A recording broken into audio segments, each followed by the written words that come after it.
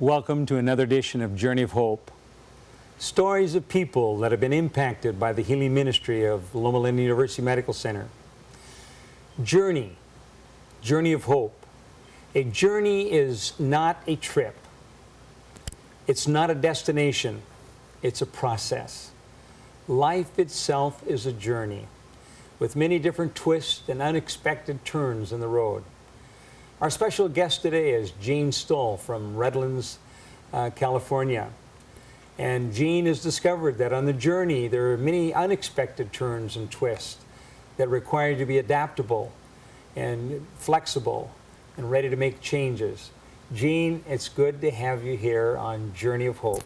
Well, I'm happy to be here. We have people from around the world, and we're going to share with them a little bit about your background. And I know that you came here to Redlands, California, really right after the Great Depression. Why don't you tell us a little bit where you're from and a little bit about your background and how you got to where you are now?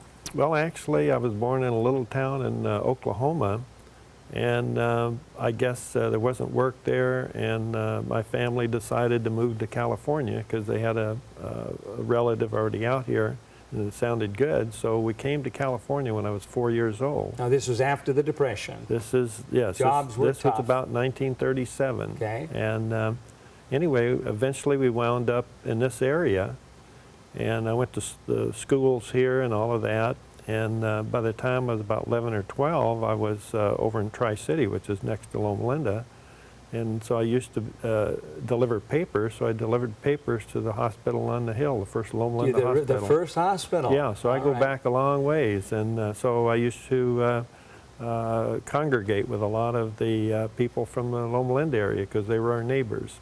And then eventually I wound up going to Redlands High School, and in my junior year, before I started my senior year, I got involved with the National Guard from Redlands.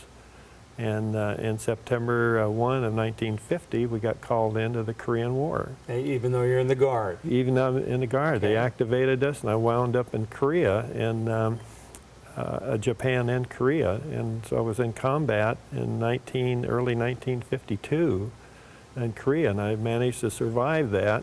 Almost froze to death, but they kept missing me. Well, I remember the winters. I remember hearing about the winters in 51, 52. 30 below, 30 long, below, cold winters. Yeah. So you first went to Japan, and then they ended up sending you over 11 there. months of training. Now, were you old enough to be in the service at that time? Actually, I was a year too young. Okay. So I had my 18th birthday on a ship going to Japan. I had my 19th birthday in Korea. Okay. But when and you're in the infantry. I was in the infantry, and I was a sniper. And so I got my combat infantry badge and all that, which you see here. Mm-hmm. And consequently, I went through the whole conflict, got out, and I lived near here, just a few miles from Loma Linda. And when I got out, I went to work. My mother died, so my brother and I bought a house together, and shortly after that I got married, and then he let me have the house. So I raised my family starting here, had 2 girls, and went to work for the telephone company and got some good technical experience and everything, electronics. But the whole state was growing, and they wanted to send me to San Diego, and I didn't want to go, so I left the company, went back into the Army for helicopter flight training. I mean, is that why you went back in? You wanted to become a pilot? I wanted to become a pilot, and and helicopters were just starting. So I went through the whole Army, and they kept closing the flight school on me, so I got mechanical experience and some flying, even belonged to a glider club in Germany. And so I got glider experience, I got my private pilot's license and all that. But then when I got out... Did they train you to fly helicopters? No. Which is what you wanted to do. And so, but they asked me to re-up, and they would send me back through flight school, and I said, the heck with that, you know. Now, how many years did you already have in? Well, I had 3 years on that one. 3 years in that stand, and you had, what, 3 or 4 from the first time? No, I only had 2 years. 2 years, the first okay. Yeah. So anyway, so I got out and went to work in the helicopter business. And still not a helicopter pilot? No, I was a mechanic. I went to Valley College, got my A&P license, and then The company I started with sold out to a company over in Rialto, and they started building it, and that's where I met that chief pilot for the Loma Linda 2 helicopters. And consequently, I equipped both of them for put all the equipment in it and So everything. you developed this business to Yes. equip helicopters, Yes. but Yep. you're still not flying helicopters yet. No, I gave that up. Okay. And I got my commercial airplane, but not the commercial helicopter. All right. So basically, I didn't like the helicopter stuff in a way because in firefighting, you get sent out of town for 4 to 6 months and you're away from your family, and I'm a dedicated family man, so I didn't want to leave the family. And you have how many children? I have 3. And how many grandchildren? I got 6 grandchildren, and I Okay. got 3 great Well, grandchildren. good for you. Yeah, So the job, they were going to shift you around, but you wanted to Yep. stay where you could Yep. be with the family. That's why we lived in Rialto for 30 years in Okay. the same house. So raised my kids and everything else. We were all good athletes, and but I was a flying family. I owned an airplane and flew that everywhere, and just stayed away from the helicopter flying. So that way it kept me at home.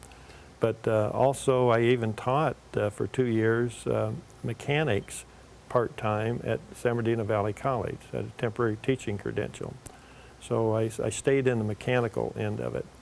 But eventually I did start my own company, and that was called Aircom Systems, and we've equipped the California Highway Patrol, California Division of Forestry, U.S. Forest Service, And all when the you say police equip, and you're talking about sheriffs. equipping Yeah. the planes, the Well, helicopters. the planes and the helicopters. And the helicopters. Yeah, and so we put the searchlights on them, the FLIR system, the radios. We manufacture audio panels for them, moving maps. I can go on Now, and is that on. just for here in the Inland Empire? Or? No, we did New York City also.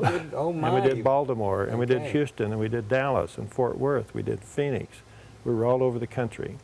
Okay, well, we're going to talk a little bit more Yeah. about your work and your business Yeah. here, and I know that you're a racquetball player, Right, and right. not just a racquetball player, but a very skilled racquetball player.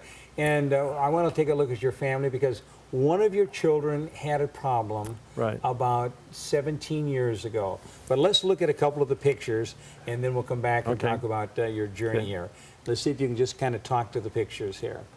This was back in 1950, what? Well, actually, that was actually in '58. That's when I went back into the Army This is the second time for the around. helicopter flight school. They were going Okay. to send me to the helicopter Wanting flight to school. become a pilot. Right. This is an early picture of your family. And this is basically where I got out of the military, and I was working in the helicopter business, and I had my son. Okay. So he's the young one. and he was going to help out. Yeah. And this is the And daughter. this is my oldest daughter, who was very active and all that. And after she graduated from high school and got married, and we have some film on that shows her marriage and all that. Beautiful gal. Well, in 1977, she had here at Loma Linda a brain tumor removed. Over 20 years ago, she had this. Over 30 years Over ago. 30 years. Yeah, over 30 years Yeah. ago, she had this brain tumor removed. Right. Yeah, this was an acoustic neuroma. Okay. And anyway, they kept operating on it because it keeps coming back. Well, 1991, she was expected to die from it. So the proton people at Loma Linda says, let's try the fixed beam proton treatment on her and see if that To works. zero in on this So tumor. she was the first one in the fixed beam area that I went through. Okay. And that was 17 years ago. Well, that's amazing. so Here or we have a 18. picture. Is this your 50th? This is the 50th anniversary, and that's her in the middle there. Okay. And she still has some injuries and some paralysis from the original surgery and all that, but she's alive But she's doing and active. reasonably Yeah, well. active, yeah. And that's her again. Yep, Okay. yep. And of course, that's me talking about racquetball. The guy that started me in racquetball, I thought he kicked me, but I must have broke my Achilles tendon. So you're kind of And hobbling so around. I was hobbling for about 3 months, but I went back, and once I got it repaired, well, I went to major tournaments all over the country. There. And I know. We'll Yeah. talk about Yeah. that in just a minute. Here you are, and you just haven't played racquetball, but you've been involved in many tournaments, and not only have you been involved in them, Right. you've won them. Right. I mean, Right. I had a high ranking from what I understand. You didn't tell me that, but I've learned from some other people that ranked very highly in the world, in fact. Well, we were in a racquetball world, and it got me away from work a little bit, and we went everywhere, all over the country, including Baltimore. I won third place in the national doubles in the 65s. Well, congratulations. And we went to Albuquerque every year for 20-some years, and I won the singles twice in third place from guys that's called the World Seniors. World Yeah. Championship. Yeah. Well, and this is a picture of your business. Right, right. And here you're at a convention? This is a convention in Dallas. It's called a Helicopter Association Convention. About Okay. 13,000 people there. And this is your son, I understand? This is my son. Yeah, he worked for me before he decided to go to work for Cal State as a professor. He now has a PhD in business. Well, you've got to be proud of your family. And this is a helicopter that, what? that we equipped. We got them new from the factory. The California Highway Patrol had us put all the equipment on them, searchlights, radios, navigation equipment, everything. Even on those, we got a hoist that we put on. And this isn't just in the past, you're still doing much of this work? Yeah. Okay. Yeah, we're presently doing a brand new one for the city of Anaheim. And our last picture, very quickly there, was when you and your wife were celebrating their 50th anniversary. Yeah. Now, what I want to know, Gene, is everything's going reasonably well. You finally got your business established. It's beginning to grow, and you're expanding. Right. And 17 years ago, your daughter had this very rare tumor. She had surgery for it, and then she ended up a few years later coming to Loma Linda, one of the very first patients, I understand, treated for that particular type of tumor. Right. And then she's doing reasonably well, and your business is flourishing, and then all of a sudden, you began, first of all, you had prostate cancer. Right. About 6-7 years ago. Right. That was treated, and you were doing fine from that. Yes. But then a couple of years later, you were telling me that apparently you were playing racquetball and something happened. Right. What happened? Well, I got dizzy, and I felt like something was happening to me, and as it turned out, it was a corduroid problem. Carotid? Carotid artery, yeah. And so they had to go in and open that up. I mean, did something happen on the racquetball court? Yeah. What happened? Well, I was trying to pass out. Okay, you just kind of sank down to the floor. Well, I went back to the shop, and I was using the computer, and that's when I hit the floor. Okay. But basically, I couldn't tell what it was, so I went in and they did a MRI, CAT scans, all that to find out what it was. So they did find this one that was closed.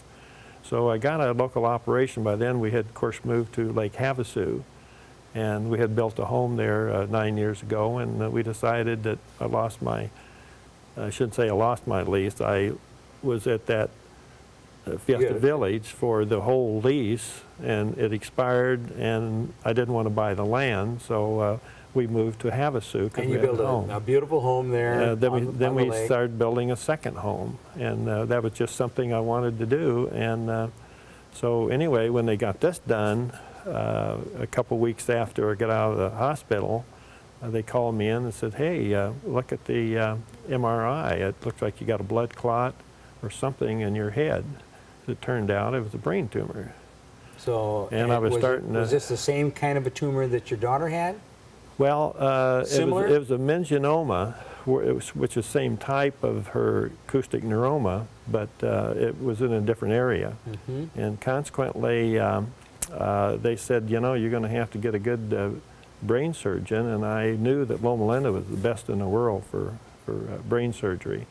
So I decided to move my business back here, sell my homes down there, get my wife back here amongst our family and friends who are here in case something happened to me, because I was I couldn't even write my name, and I was So you're losing the ability to write and difficulty in walking. My leg, and everything, yeah. You built this nice home over there and moved your business and thought, hey, we're going to spend the last few years of your life really enjoying life.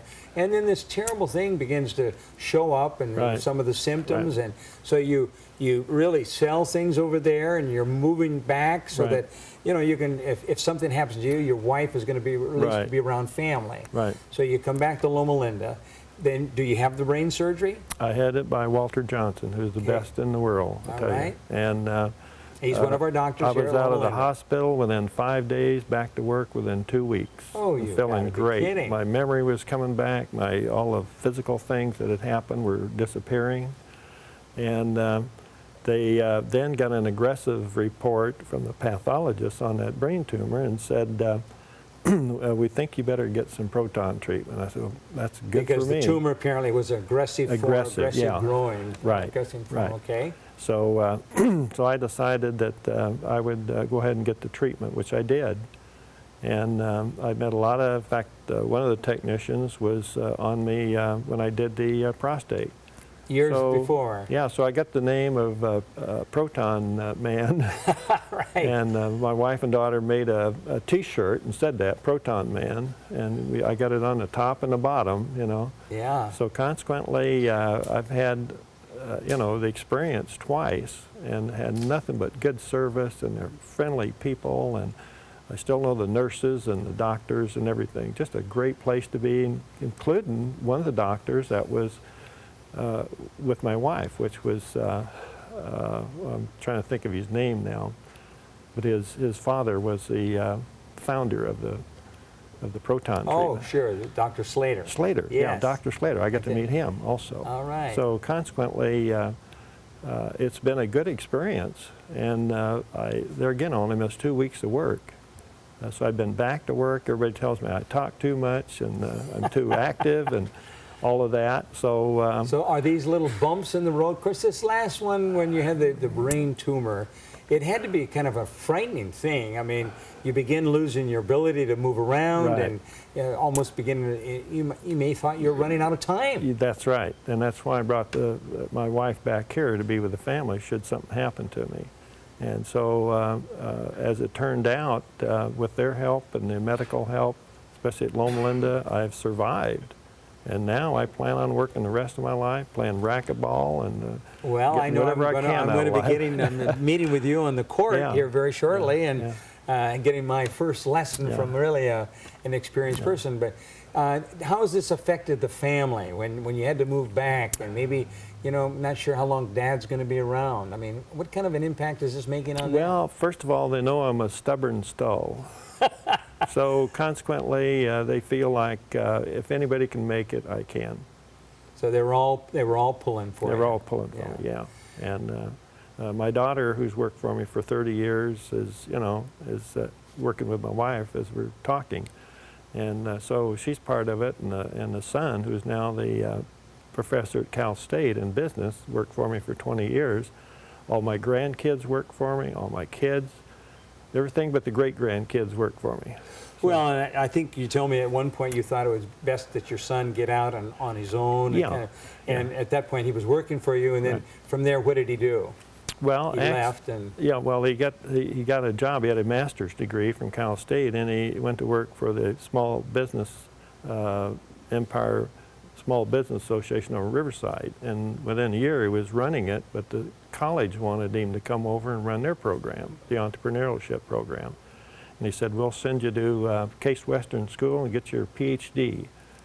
So he did. What a So break. he's about 1 year away from tenure at Oh, that Cal is State. That is great. And and I had told my son that I'm not going to retire. I'm going to work the rest of my life because I like what I'm doing.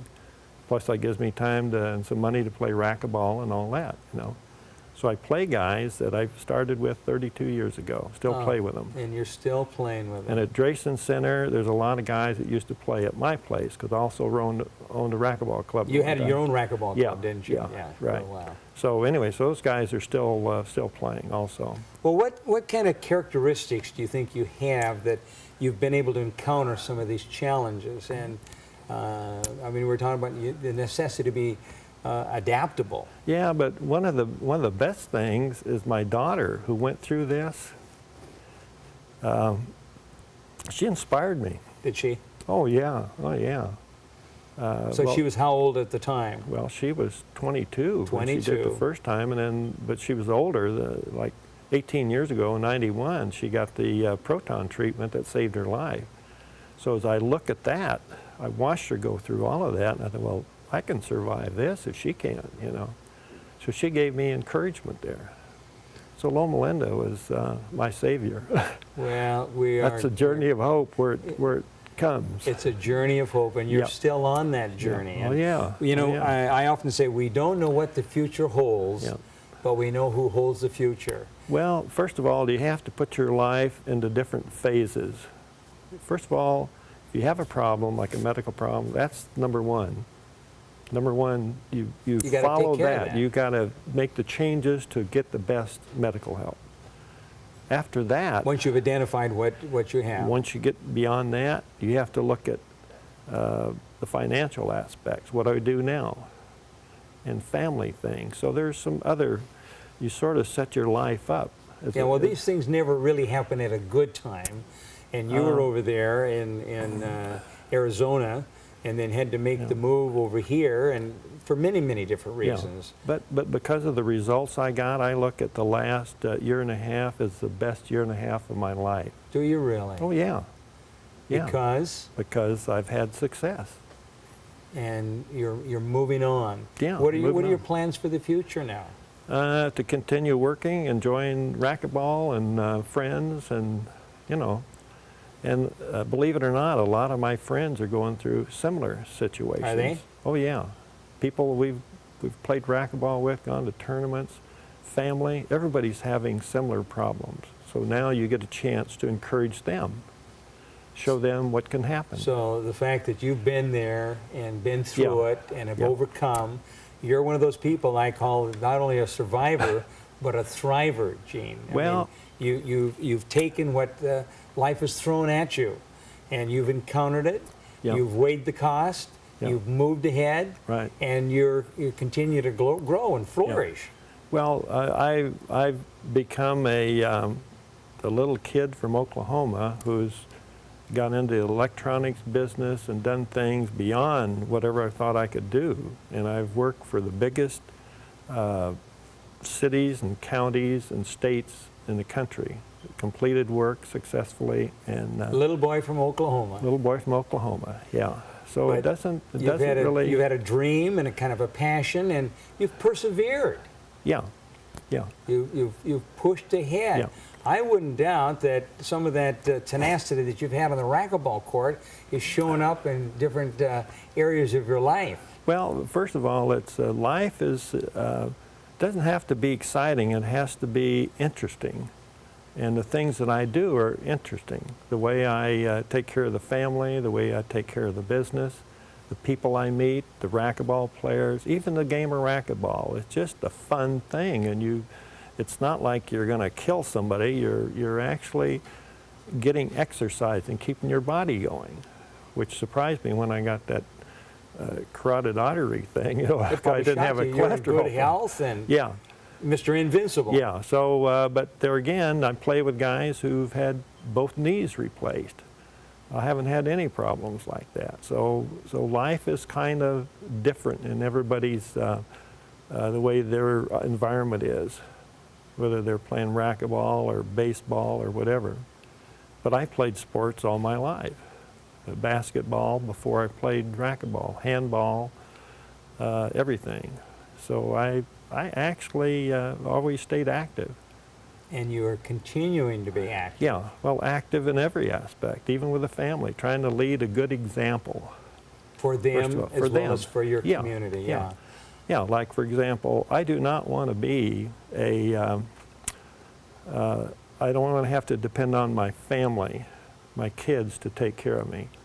I want to show them how you take care of yourself, Well, how you get the best things. Yeah, you are being a role model Yeah. for them, Yeah. for your children, Yeah. for your grandchildren. And right now there are people watching, Gene, from around the world, and some of these people just this very week have shared some news about themselves or Right. somebody in the family. Right. What would you tell them? Well, keep your family in mind all the time because you want to do something to encourage them as they go through their life. Set an example. Try to do the best that you can and do as much as you can by yourself. You know, try to do it and find the best help. Like when I came to Loma Linda, I felt good about it. That's why I say it's been a good year, because I've had the best service. You knew you were in the right place, at the right Yes. time, and that Yeah. you've received the kind of treatment you need. But you do have an attitude, a spirit of optimism, and a spirit Right. of moving ahead. Right. And you're encountering what you're dealt with, Right. but you're going to push through it, Right. and you're going to flourish. Well, I think that's what everybody should do.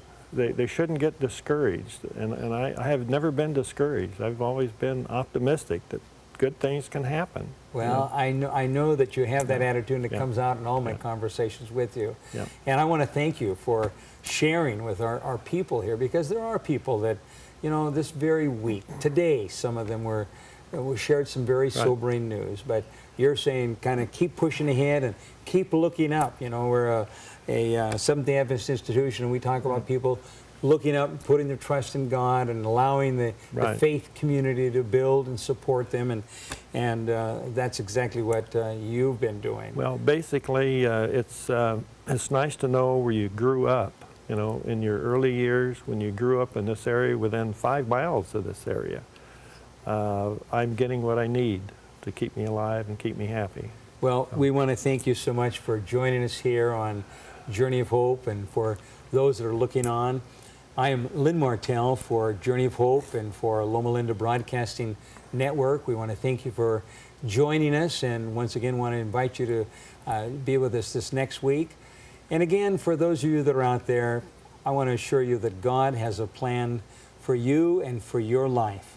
If you'll keep looking to Him, He'll open and close doors, and no matter what comes your way, just like Gene, you'll be able to look beyond, and with a spirit of optimism, know that God does have a plan for you and for your life. So thank you for being with us. And once again, I want to say, give God a chance.